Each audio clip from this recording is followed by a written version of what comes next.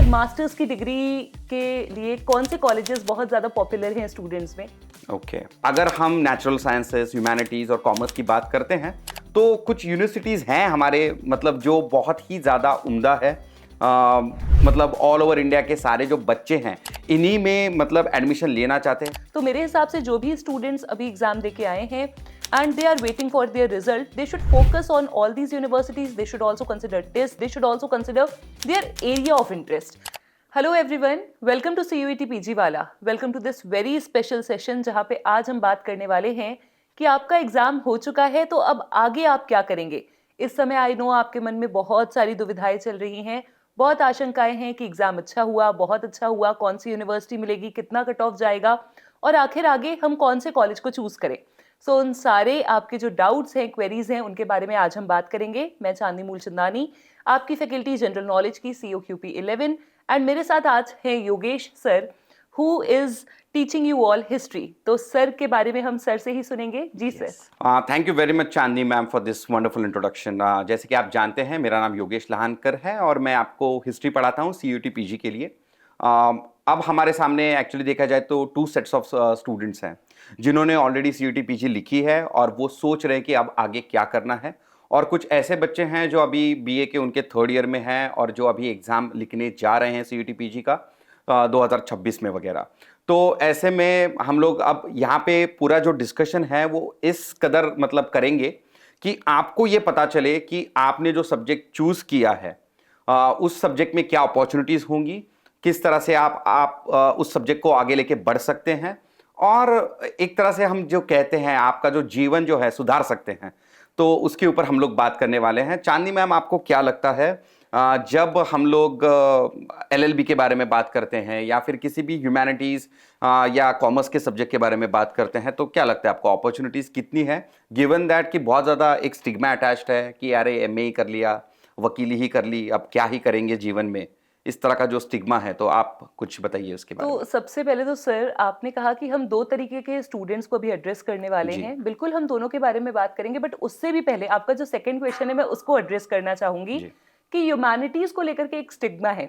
सी humanities को लेकर के स्टिग्मा है, but dear students you need to understand this that you love this subject, that is why you have chosen it. We all are the products of humanities Yes. and I was actually going through a LinkedIn post few days ago. There was a very good content creator जिन्हें प्रधानमंत्री जी से award भी मिला. Okay. She was boosting this कि people, when I was taking humanities, people were asking me कि humanities will take you where, and she is like humanities took me here, that I Right. got award Okay. from the Prime Minister of India. So it is just that how much interest we have in our subject that can take us to miles. बहुत आगे हमें लेकर के हमारा subject हमें जा सकता है। Okay. तो ये स्टिग्मा तो मेरे हिसाब से ऑडियंस के मन में होना ही नहीं चाहिए, क्योंकि हमारी ऑडियंस ऑलरेडी ह्यूमैनिटीज को चूज करके बैठी है। एंड सर, जैसे आपने कहा कि LLB के बारे में हम बात करें या हिस्ट्री या पॉलिटिकल साइंस, इंग्लिश, ह्यूमैनिटीज के सारे सब्जेक्ट्स के बारे में, there are a lot of opportunities. अभी वो स्टूडेंट्स जो एग्जाम दे करके आए हैं, they are looking forward for cut off, they are looking forward for कि कौन सी यूनिवर्सिटी में जाएं। तो सबसे पहले तो उन्हें मास्टर्स में अपनी बहुत अच्छी यूनिवर्सिटीज चूज करनी होंगी, जी। एंड देन उसके बाद they can think of other options, क्योंकि मास्टर्स की डिग्री का बहुत इंपॉर्टेंट रोल होता है in their career ahead. Right. तो सर मास्टर्स की डिग्री के लिए कौन से कॉलेजेस बहुत ज्यादा पॉपुलर हैं स्टूडेंट्स में? ओके एक्चुअली मैं एक बात मैडम के इसमें ऐड करना चाहूँगा। अभी मैडम ने कहा कि एक स्टूडेंट एक कंटेंट क्रिएटर के पोस्ट के अक्रॉस वो आई थी लिंक्डइन पे, जहाँ पे उन्होंने कहा कि उनको माननीय प्रधानमंत्री जी से अवार्ड मिला है। अब खैर देखिए, उन्होंने तो ये कहा कि humanities have took her over there, ठीक है, लेकिन मैं एक छोटा सा एक प्यादा हूँ इस ह्यूमैनिटीज के पूरे इसमें, तो मैं ये अपने इससे कह सकता हूँ कि मैंने भी BA और MA ही किया है, उसके बाद नेट सेट किया है, मतलब महाराष्ट्र सेट और UGC नेट दोनों एग्जाम्स मैंने क्लियर करी हैं। तो that took me over here, I am here right now. See, so that's also one of the things that you can think about, right? So yes, obviously। और जो ma'am ने अभी question पूछा कि कौन से यूनिवर्सिटीज़ वगैरह जो है बच्चे अभी ज़्यादातर एम करेंगे, तो अगर हम नेचुरल साइंसेस, ह्यूमैनिटीज़ और कॉमर्स की बात करते हैं तो कुछ यूनिवर्सिटीज़ हैं हमारे मतलब जो बहुत ही ज़्यादा उम्दा है। मतलब ऑल ओवर इंडिया के सारे जो बच्चे हैं इन्हीं में मतलब एडमिशन लेना चाहते हैं, जैसे कि आप सभी को पता है DU, JNU, इलाहाबाद, या फिर इस तरह की कुछ सेंट्रल यूनिवर्सिटीज़ हैं, यहाँ पे ये लोग एडमिशन लेना ज़्यादातर पसंद करेंगे, ऐसा मुझे लगता है। तो आपका क्या कहना है इनमें से, अगर कोई यूनिवर्सिटी चूज करनी चाहिए बच्चे को, तो कौन से फैक्टर्स के ऊपर उनको फोकस रखना चाहिए कि हाँ भाई, because of these factors I am going to choose this university? Sir JNU, DU, AU के साथ साथ बीएचयू का बहुत क्रेज है स्टूडेंट्स पे। मैं Yeah. खुद बीएचयू की एलुमनाई जी, हूँ जी। एंड मेरे पास जो स्टूडेंट्स आते हैं तो मैं जानती हूँ कि बच्चे बीएचयू को लेकर के बहुत ज्यादा क्रेज में है। प्लस टिस के बारे में भी हम बात करेंगे। Right. अभी behind the scene we were discussing something about Yes. TISS, तो सर का एक्सपीरियंस भी मैं आपको बताना चाहूंगी वहाँ पे। सर अगर हम फैक्टर्स की बात करें कि कौन कौन से फैक्टर्स पे स्टूडेंट्स को फोकस करना चाहिए, तो there are lot of factors. जैसे कि सबसे पहले तो obviously central university, cut off आपका जो भी आपको यूनिवर्सिटीज दे रहा है, तो सेंट्रल गवर्नमेंट की यूनिवर्सिटी बच्चे देखते हैं। प्लेसमेंट अपॉर्चुनिटीज बहुत बड़ा रोल प्ले करती हैं जी। और कुछ हमारे लाइफ में ऐसी चीजें होती हैं, जैसे कि मैं यूपी से हूँ, मैं चाहती थी कि मैं दिल्ली पढ़ने जाऊं, लेकिन मुझे नहीं पढ़ने जाने का मौका मिला। तो ये फैक्टर बहुत इंपॉर्टेंट होता है। Geographical factor is the most Yes, important, I understand. जो Yes, जहाँ का निवासी है वो वहाँ की आसपास की यूनिवर्सिटी जो बेहतर है वहाँ पे एडमिशन लेने की जरूर कोशिश करेगा, ये तो मतलब भाई तय है। और उसमें भी थोड़ा बहुत आपको ये समझना चाहिए बच्चों कि जो लोकल यूनिवर्सिटी होगी वो अपने लोकल जो बच्चे हैं उनको ज़्यादातर प्रेफरेंस देगी। अब मैंने ऐसे बहुत सारी यूनिवर्सिटीज़ देखी हैं जो CUT PG का जो स्कोर कार्ड है उसको तो मान्य करती है, लेकिन 50% सीट्स जो हैं वो अपने जो इलाके के, जो अपने यूनिवर्सिटी के जो अंडर ग्रेजुएट के स्टूडेंट्स हैं, तो 50% सीट्स उनके लिए उन्होंने रिजर्व करके रखी हैं। बाकी 50% सीट्स के लिए पूरे भारत के जो बच्चे हैं वो अब मतलब कंपटीशन में उतरे हैं। इस तरह से मतलब चीज़ें होती हैं, लेकिन उसमें भी उन बच्चों के मतलब जो लोकल बच्चे हैं उस यूनिवर्सिटी में जिन्होंने अंडर ग्रेजुएट किया है, उनको भी CUT PG लिखना अनिवार्य बन चुका है। तो एक तरह से आप ये समझिए कि CUT PG अनिवार्य है, you can't escape this. Right right. And sir geographical factor can be one of the factors if it is, मतलब जैसे मेरे केस में था। बट अगर बच्चों के लिए ज्योग्राफिकल फैक्टर नहीं है इतना इम्पॉर्टेंट या इतना ज्यादा कंसिडरेबल, तो definitely they should go for DU, JNU, BHU, wherever they can, the best universities of the country. Right. And sir TISS के बारे में, पहले टिस सेपरेट एग्जाम लेता था, जी। Tata Institute of Social Sciences, जी। और अभी देख रहे हैं हम कि टिस का जो एग्जाम है वो CUET PG के ही एडमिशन से दे आर टेकिंग।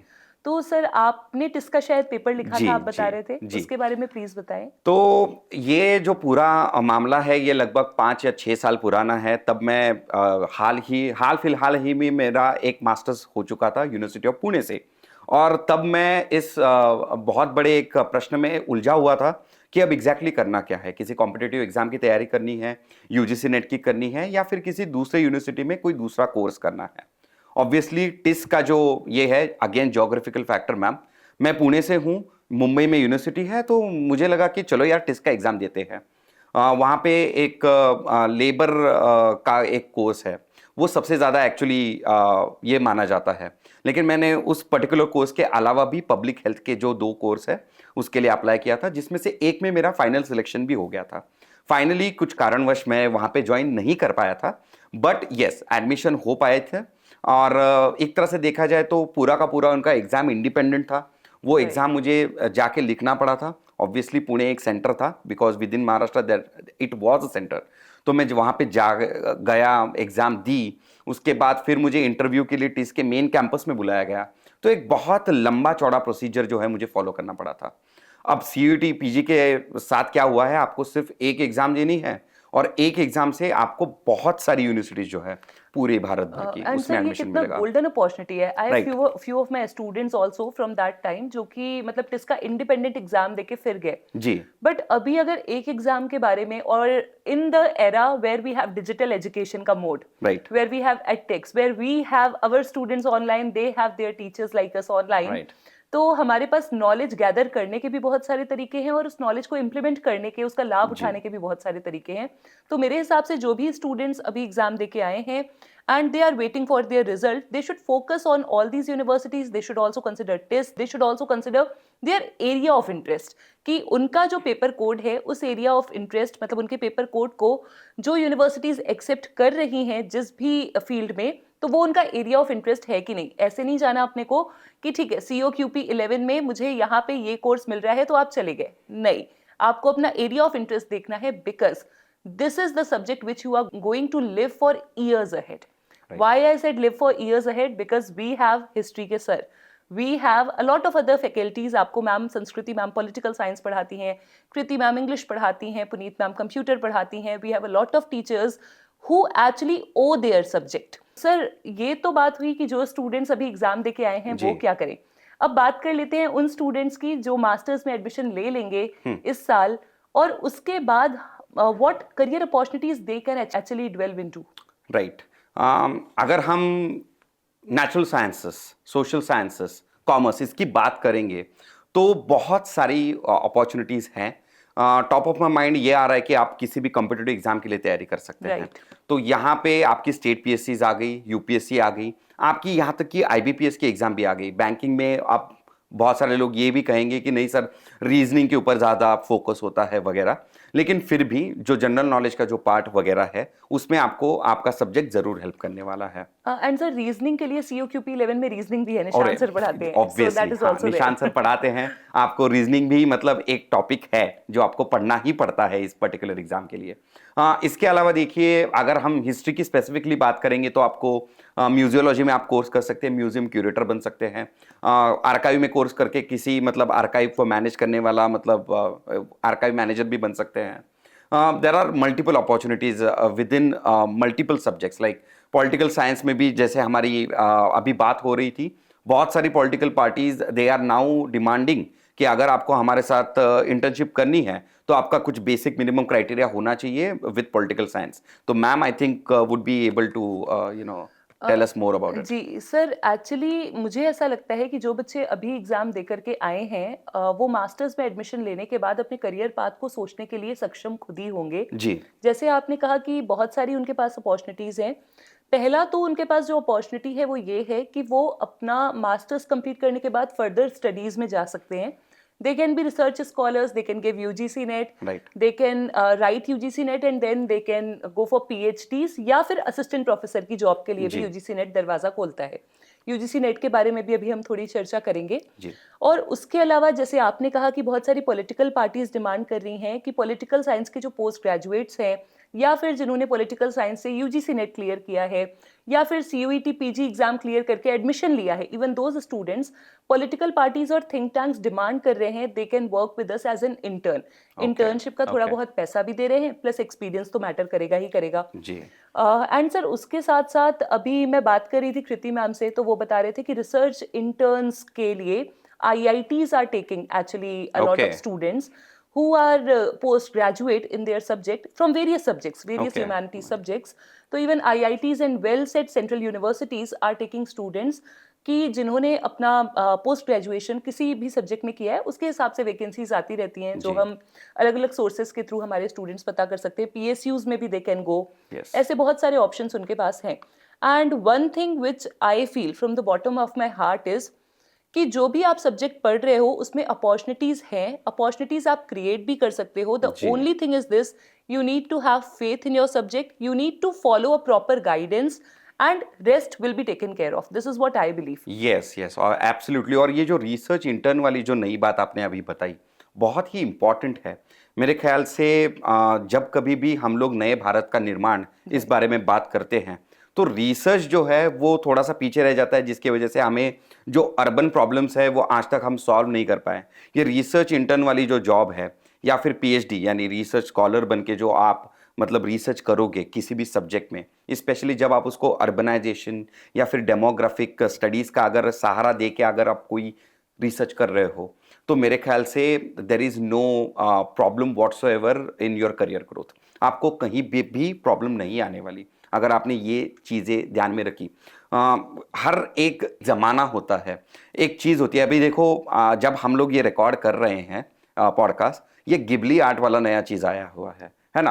तो एक बात बताने की कोशिश ये हो रही है कि देखो ऐसा नहीं है कि हमें मैंगा या फिर द जापानीज एनिमे इसके बारे में कुछ पता नहीं था. गिबली के बारे में मुझे एज सच नहीं पता था, बट ओवरऑल चीज़ पता थी. अब ये जो एक स्पेसिफिक चीज़ नहीं आई है उसके ऊपर फोकस करके देखिए लोगों ने कितनी बढ़िया आर्ट वगैरह बनाई है. तो मेरा ये मानना है कि जो नई चीज़ आ रही है उसको अडॉप्ट करके आपके सब्जेक्ट को उसमें घुला मिला के आपको आगे बढ़ना पड़ेगा। right. ऐसा नहीं है कि मैं सिर्फ अरे एमए हिस्ट्री करके बैठ जाता हूं, उससे फिर नहीं बात बनेगी, आपको आगे भी कुछ सोचना पड़ेगा। अब आप इंस्टाग्राम चला रहे हो तो गिबली आर्ट चला रहे हो ना, तो इसी प्रकार से अगर आपने एमए हिस्ट्री कर लिया है, आगे देखो क्या करना है, आगे देखो कि और दूसरा कोई कोर्स है क्या।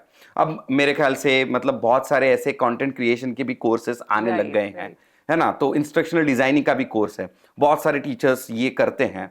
बहुत सारे जो रिसर्च स्कॉलर्स है, इंस्ट्रक्शनल डिजाइनिंग क्या होता है, ओवरऑल आपको किसी भी कंपनी में इंस्ट्रक्शन मैनुअल्स बनाने होते हैं, जो किसी को भी आसानी से मतलब पढ़ के जो चीज बताई गई है वो आप बना दोगे। तो इस तरह की जो चीजें हैं वो एक्चुअली इनको और ज्यादा एक्सप्लोर करनी चाहिए, ऐसा मेरा मानना है। सिर्फ मैं कोई एक मास्टर्स करके बैठ जाता हूं, मैं कोई एक सर्टिफिकेट करके बैठ जाता हूं, एक कोई एग्जाम की प्रिपरेशन करने को बैठ जाता हूं, इससे बात नहीं बनने वाली। और आपने कहा कि हर समय का एक दौर होता है, तो ये दौर ह्यूमैनिटीज का है। जी, मैं इससे बिल्कुल सहमत हूं, ये दौर ह्यूमैनिटीज का है। बहुत सारे बच्चे 90%, 95, 98% जानबूझ के ह्यूमैनिटीज लेते हैं ताकि किसी कॉम्पिटिटिव एग्जाम की प्रिपरेशन करे तो उसमें उस सब्जेक्ट का उनको मतलब ये हो। मेरे ख्याल से मैम का खुद का ये ही एक ये था जिसकी वजह से मतलब उन्होंने पहले से तय कर रखा था कि गवर्नमेंट एग्जाम्स जो कॉम्पिटिटिव एग्जाम्स होते हैं वो, या फिर यूजीसी नेट वगैरह इस तरह की जो एग्जाम्स होती है उसमें मुझे आगे बढ़ना है, और उसीलिए मैं मेरा जो पॉलिटिकल साइंस का सब्जेक्ट है वो चूज करूंगी। मेरा खुद का एग्जाम्पल भी वही है। हिस्ट्री लेने के पीछे का सबसे इंपॉर्टेंट कारण तो ऑब्वियसली पसंद है, लेकिन पसंद के अलावा देखो, पसंद से पेट नहीं भरेगा, ठीक है, ये तो आपको मानना ही पड़ेगा। पसंद से तो बिल्कुल पेट नहीं भरता, पसंद के आगे जाके आपको उसको पैशन बना के उससे कुछ उसकी जो ये होती है ना अर्थार्जन जिसे हम कहते हैं हिंदी में, उससे कुछ अर्थ का अर्जन हो तभी उससे बात बनेगी, वरना तो मतलब कुछ बात नहीं बनने वाली, है ना। तो बेसिकली आपको अपने पैशन को मोनेटाइज करना है। जी जी, अर्थार्जन होना चाहिए, वरना तो मतलब कुछ बात नहीं बनेगी। तो कंटेंट क्रिएटर्स की जो आप इकोनॉमी कह रहे थे, अभी हम देख रहे थे कंटेंट क्रिएटर्स की इकोनॉमी का भी क्या बूस्ट हुआ है। मतलब I was reading some report, उस रिपोर्ट में लिखा हुआ था कि कंटेंट क्रिएशन की जो इकोनॉमी है that is surpassing other sectors in India. इतना ज्यादा इसके कारण इकोनॉमिक हमें चेंजेस देखने को मिल रहे हैं। यहाँ पे एक बात मैं क्विकली ऐड करना चाहूंगा, ये जो क्रिएटिव वाले काम होते हैं ना, ह्यूमैनिटीज और कॉमर्स वाले बच्चे सबसे आगे होते हैं इसमें, तो बिल्कुल खुद को कभी कम मत समझिएगा। ये जो स्टिग्मा वाली बात से हमने शुरुआत करी थी, आप एक बात समझिए, बराक ओबामा जैसा लीडर हो या फिर मतलब हमारे ऑनरेबल प्राइम मिनिस्टर हो, इनकी डिग्रीज कहाँ पे है, किस में है, देख लीजिएगा एक बार, ठीक है। जो ग्रेटनेस जिन लोगों ने अचीव करी है, हिस्ट्री पॉलिटिकल साइंस की डिग्रीज है इन लोगों के पास, है ना, इकोनॉमिक्स वगैरह। History political science are two subjects which are very popular in UPSC optional science में। Yes yes, PSIR and history, UPSC optionals में भी बहुत सारे बच्चे इसे ऑप्ट कर रहे हैं। जी सर, आपने कहा था कि यूजीसी नेट एग्जाम देने के लिए मैं प्रेरित थी। जी जी जी, तो उस पे मैं थोड़ी चर्चा करना चाहूंगी। Actually the thing is this कि आप अपना मास्टर्स कंप्लीट करें, then PW has brought a all package for all of you, CUET UG, CUET PG या फिर UGC NET।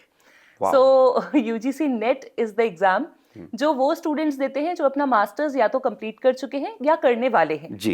And it is for assistant professor की जॉब के लिए आप एलिजिबल हो जाते हैं, या फिर आप as a research scholar PhD में अगर आपको जेआरएफ मिल गया तो आपको सरकार पैसा देती है, स्टिपेंड देती है, पढ़ाई भी कीजिए, रिसर्च भी कीजिए और उसके साथ साथ आपको कुछ अमाउंट बहुत अच्छा पैसा मिलता है। स्टाइपेंड बोल रही है मैम, बहुत ही छोटा शब्द लगता है लेकिन अच्छा पैसा मिलता है। एंड उसके साथ साथ अगर सपोज आपने जेआरएफ नहीं क्लियर किया, जेआरएफ का कट ऑफ थोड़ा हाई जाता है, नेट के एग्जाम से ही आपका जेआरएफ का जो एग्जाम है वो भी मतलब जेआरएफ और नेट का एक ही पेपर है। जस्ट और आजकल तो पीएचडी भी आ चुका है। जी जी सर, तीसरी कैटेगरी पीएचडी भी आ गई है। सिर्फ आपके नंबरों के बेसिस पे यहाँ पे आपका डिस्टिंक्शन होता है। सो बेसिकली जेआरएफ का एग्जाम देकर के आप रिसर्च स्कॉलर भी बन सकते हैं, स्टाइपेंड के साथ आप असिस्टेंट प्रोफेसर की जॉब के लिए एलिजिबल हो जाते हैं। बहुत सारे हमारे स्टेट पीएससीज असिस्टेंट प्रोफेसर के एग्जाम कराते हैं, जिसमें भी आप देखते हो कि जेआरएफ का और जैसे यूपीपीएससी असिस्टेंट प्रोफेसर है, एचपीएससी असिस्टेंट प्रोफेसर है, उनका सिलेबस मोर और लेस सेम है। तो पीडब्ल्यू यूजीसी नेट भी आपके पास है। I take political science there, आप में से कुछ स्टूडेंट जानते होंगे, नहीं तो फिर you can just go simply visit and you can check. And sir, one more thing, one last question but very important question, जो स्टूडेंट्स अभी इस समय ग्रेजुएशन के फाइनल ईयर में है या फिर ग्रेजुएशन कर रहे हैं, जैसे मैंने अपना ग्रेजुएशन किया था तो बीएचयू से किया था, बीए ऑनर्स की डिग्री थी, पर तब ऑनर्स हमें लास्ट ईयर में चूज करना होता था। तो मेरा कॉम्बिनेशन था हिस्ट्री, इकोनॉमिक्स, पॉलिटिकल साइंस। जी। मैंने 2 साल पढ़ा, तीसरे साल में मैंने चूज किया कि मैं पॉलिटिकल साइंस करूंगी। जी। और अगर मेरे कुछ यूनिवर्सिटी के फ्रेंड्स सुन रहे होंगे तो मेरे यूनिवर्सिटी में ऐसी हवा बनी हुई थी कि मैम तो इकोनॉमिक्स ही लेंगी, मतलब ओह, मैम ओके। अब हो गई हूँ मैं। जो मेरे ओके। जूनियर्स थे, एवरीवन वाज लाइक कि ये तो इकोनॉमिक्स ही लेने वाली है, okay. But I chose political science because मुझे इंटरेस्ट था इस सब्जेक्ट में। ओके। जी। And I am very happy that I chose this subject. जी। तो सर मैं बस जानना चाहती हूँ कि इंटरेस्ट बहुत सारे स्टूडेंट्स आइडेंटिफाई कर पाते हैं, बहुत जी। सारे नहीं। तो अभी कौन सा फैक्टर है जो ग्रेजुएशन के फाइनल ईयर का बच्चा है जो अपना सब्जेक्ट डिसाइड कर रहा है, जी। या जो फर्स्ट सेकंड ईयर के स्टूडेंट्स हैं जो सोच रहे हैं कि आगे वो इसमें करियर बनाना चाहते हैं, they should go for with subject, Okay. वो कैसे डिसाइड करें वो? यहाँ पे ना अलग अलग यूनिवर्सिटीज की अलग अलग केस बनती है। फॉर एग्जाम्पल अब देखिए, मैंने फर्गुसन कॉलेज पुणे से मेरा बीए किया था। अब वहाँ पे क्लियर कट ये था कि आपको बीए में ही आपका मेजर सब्जेक्ट चूज करना है। जो मैंने बीए में ही चूज कर लिया हिस्ट्री, अब बात खत्म हो गई। लेकिन अगर हम महाराष्ट्र की दूसरी यूनिवर्सिटी जाएं, अमरावती, या फिर अगर मैडम की यूनिवर्सिटी है BHU, अब अमरावती यूनिवर्सिटी में क्या है कि आप तीनों साल 3 सब्जेक्ट लेके चलते हो, आप आखिर तक कोई भी एक मेजर सब्जेक्ट नहीं चूज करते। मैम की यूनिवर्सिटी की अलग केस बन जाती है कि आखिरी समय में, मतलब थर्ड ईयर में आके आप एक कोई सब्जेक्ट चूज कर लेते हो। सर सॉरी टू इंटरप्ट, या एक्चुअली ये मेरे साल तक ही था, उसके ओके, बाद से फर्स्ट ईयर में चेंज ही हो बच्चों गया। को चूज तो करना पड़ता इसमें है। और एक नई चीज ऐड हो गई कि देखो यूनिवर्सिटी हर बार रूल भी चेंज करती रहती है। अब जहां तक मुझे पता है, फर्गुसन या फिर मतलब जो कोई भी पुणे यूनिवर्सिटी के कॉलेजेस हैं, वहां पे अभी तक यही सिस्टम चलता आ रहा है, मेजर माइनर वाला। आपका मेजर सब्जेक्ट होगा, माइनर सब्जेक्ट होगा। अमरावती यूनिवर्सिटी में भी आज तक यही चलता आ रहा है कि आपके 3 सब्जेक्ट होंगे और वही तीनों लेके आप चलते रहोगे, कोई मेजर नहीं होगा। ऐसे में आपको 2 चीजों के ऊपर ध्यान रखना है। सबसे पहली, आपकी पसंद क्या है, ये सबसे पहली बात आती है। लेकिन इसके साथ साथ जो क्लोज सेकंड आती है, वो हमने पहले से ही बोला है, मोनेटाइजेशन हो पाता है कि नहीं हो पाता है। अगर आपको ये लग रहा है कि यार ये जो है इससे हम आशिकी तो लड़ा पाएंगे, लेकिन बाद में जाके ये सक्सेसफुल मैरिज में कन्वर्ट नहीं हो रहा है, तो मत लड़ाइए आशिकी वहां पे। ठीक है, आपको क्या करना है, आपको ऐसी जगह पे मतलब अपने एफर्ट्स डालने हैं जहां से सच में अगर आप मतलब कुछ एफर्ट्स डालोगे तो उससे कुछ अच्छा हासिल हो जिंदगी में, है ना। तो मेरे ख्याल से ये 2 चीजें बहुत मैटर करती हैं कि आपको क्या पसंद है और क्या उसका कोई मोनेटाइजेशन हो पाता है या नहीं हो पाता है। राइट सर, बहुत अच्छा कहा आपने। जी। और सर जर्नलिज्म के बारे में भी हम बात कर रहे थे, तो जी। जर्नलिज्म का भी जो स्टूडेंट्स इंटरेस्टेड हैं उसमें करियर बनाने के लिए, जी। तो they also can go through CUET PG। Yes, obviously journalism के लिए भी बहुत सारा स्कोप है। इनफैक्ट बहुत सारी यूनिवर्सिटीज जो हैं वो बीए के बाद जर्नलिज्म वगैरह अलाउ करती है। बहुत सारी यूनिवर्सिटीज में ये 1-2 साल का कोर्स होता है, बहुत सारी यूनिवर्सिटीज में ये अपना डिग्री का वगैरह कोर्स होता है। So you will have to check the eligibility कि किस तरह से हर एक यूनिवर्सिटी ने इसको प्लेस किया है। 12th के इसके ऊपर अगर उन्होंने बैचलर इन जर्नलिज्म देना शुरू कर दिया है तो आप इमीडिएटली 12th के बाद वहां पे जा सकते थे। लेकिन अगर अब आप बीए के लास्ट फाइनल ईयर में हैं और अगर अभी आपको जर्नलिज्म करना है, तो आप देख लीजिए कि जर्नलिज्म में मास्टर्स में आपको डायरेक्टली एडमिशन मिल पा रहा है या नहीं मिल पा रहा है आसपास की Right. यूनिवर्सिटी में। Obviously geography will play a huge role in this, लेकिन ये सारी चीजें आपको देखनी पड़ेगी। CUET PG जब आप लिख रहे हो तब एक आपको ध्यान में रखना चाहिए चीज, वो ये है कि we expect, not we but the examination, the NTA expects certain maturity from the students now. They expect you to visit the website and see what all are the eligibility criteria. आपको ये पता होना चाहिए कि मैं जो कर रहा हूं इसका फलित क्या होगा। ऐसा नहीं होना चाहिए कि अरे मैंने एक एग्जाम में तो मतलब बहुत अच्छे गुण पा लिए, लेकिन अब यूनिवर्सिटी में जा रहा हूं, लेकिन मेरा बीए तो हिस्ट्री में था, मुझे पॉलिटिकल साइंस में एडमिशन लेना है, पॉलिटिकल साइंस का तो मैंने इंडिया में टॉप कर लिया, लेकिन वो यूनिवर्सिटी जो है वो ये कह रही है कि अगर आपका पॉलिटिकल साइंस मेजर ही नहीं था बीए में तो आपको एडमिशन नहीं मिलेगा। अब पूरे इंडिया में टॉप करके भी फायदा नहीं है। तो इस तरह की गड़बड़ ना होनी चाहिए आपसे, ठीक है। तो ये सारी चीजें आपको ध्यान में जरूर रखनी चाहिए। एक आखिरी बात मैं उन लोगों के लिए बताना चाहूंगा जो अभी इसमें पढ़ने वाले हैं, जो अभी 2026 में CUET PG लिखने वाले हैं, तो उनको मैं यही कहूंगा कि एक जापानीज सेइंग होती है, वो इस तरह से कहती है कि भाई the best time to plant a tree was 20 years ago, the next best time is now. तो अगर आपको लगता है कि अभी तक आपने कुछ पढ़ाई नहीं की है, बीए के 3 साल लगभग खत्म होने को है और मतलब अभी 7-8-10 महीने बचे हुए हैं बीए के आपके, मुझे लगता है अभी भी आपके पास बहुत अच्छा समय है. The best time to plant the tree, the second best time is right now. Start studying. हम हैं आपकी मदद के लिए. आप प्लीज आप स्टार्ट कीजिए पढ़ाई. ठीक है. और मैम आपको क्या मतलब आपका क्या कहना है 2026 के जो स्टूडेंट्स हैं? Well said sir, your words actually motivated me. बिल्कुल मैं पम्प्ड अप हो चुकी हूँ मोटिवेशन से. Yes, okay, and I great, just want to thank you. And with this note कि बिल्कुल जो 2026 के स्टूडेंट्स हैं, CUET PG वाला has brought all for you, covered all. You can simply check PW app, you can simply see whatever we are offering, and yes, the best time is now. जो समय गया उसको छोड़िए और अभी ही सोचिए. और जो स्टूडेंट्स एग्जाम देकर के आए हैं, बस मैं आखिरी शब्द उनसे कहना चाहूंगी कि अपने आप पे विश्वास रखिए. हर एक कॉलेज का जो तरीका है एडमिशन देने का वो अलग है. CUET PG एक बेसिक एग्जाम है, फिर उसके बाद आपको यूनिवर्सिटी की वेबसाइट्स पे जाकर के अपनी जो भी काउंसलिंग अलग अलग होगी यूनिवर्सिटीज की उसको देखना है, उस हिसाब से अपना डॉक्यूमेंटेशन करना है और उस हिसाब से तैयार रहना है. And we just wish you all the very best and want to see you all other side means with flying colours with your very good results with CUET PG wala. Thank you so much. We are sure that you will come out of with flying colors. Thank you so much.